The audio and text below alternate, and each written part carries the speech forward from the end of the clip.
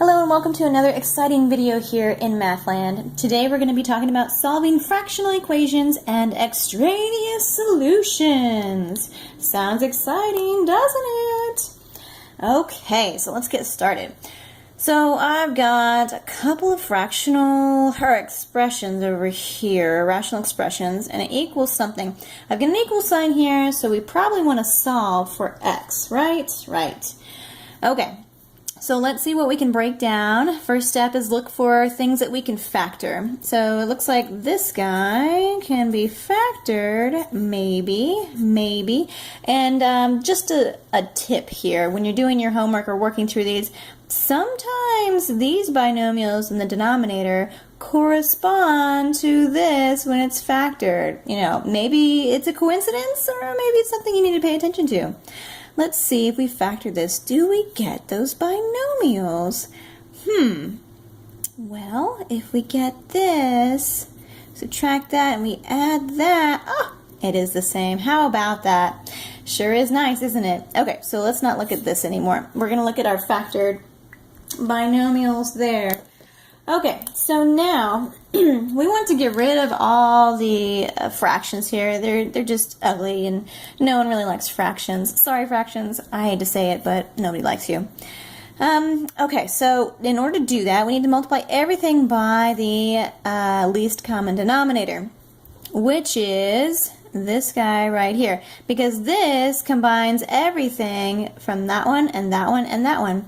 So I'm going to put it off to the side. You don't have to. I'm just going to make it as a note, x minus 5 and x plus 2. Okay, so if I compare my denominators here to that guy, I'm going to know what to multiply my numerators by because it's what that denominator is missing from the LCD. Okay, but before we go any further, we need to figure out the domain of this situation here. Okay, we're looking for what x is equal, right? Because we have an equation. But we need to figure out what it can never equal. And what can we never have when we have fractions?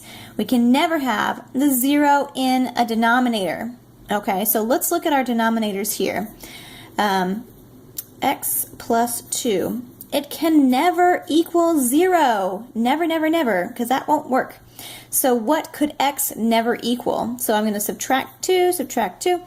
X can never equal negative 2. Okay, so we want to keep that in our mind that when we are solving this, if we get that answer, that's extraneous and we need to throw it out because it can't be negative 2 because this would be undefined and that's just not right.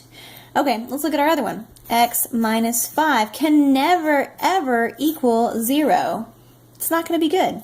So let's move our 5 over there. We're going to add 5, and x can never, ever equal 5. Okay, so this is our domain. X can equal anything except negative 2 or 5.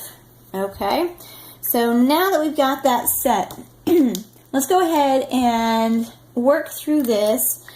And we can check back when we get our answer to see if it equals one of those, and we can throw it out. It would be extraneous. Okay, maybe it won't. I don't know. Let's see.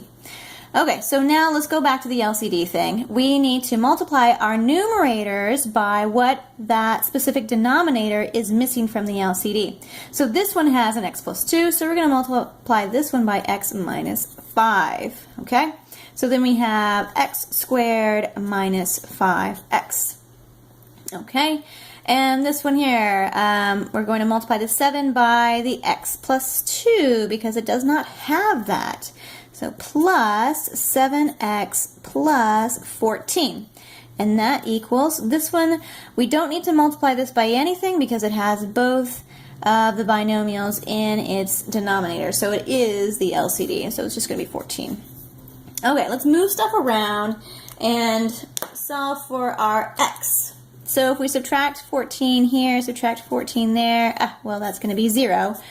So I've got a big fat 0 over there. Let's see what we can combine over here. We have x squared, and then these guys, 7 minus 5, that is 2x.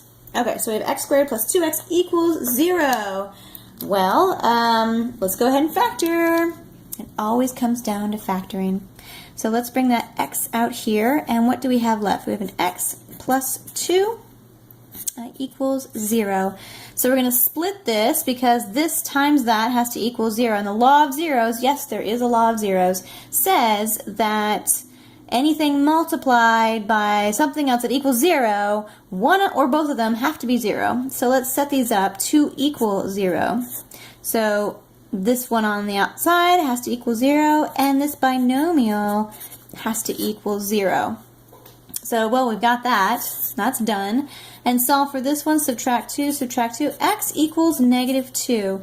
All right, so we've got our two answers here. Now let's go back and look at our domain. What did we say before? X can never ever equal -2. It can never ever equal 5. And what did we get down here? Ah, look at this right here. No. Look at that. They're the same. They can't be. So x cannot equal that. This is an extraneous answer because it can't ever equal -2. It's in our domain. It's not going to happen. So our final answer is x equals 0. So all that work just to see that x equals 0. It does not equal -2. It equals 0. And that's all it is. Enjoy.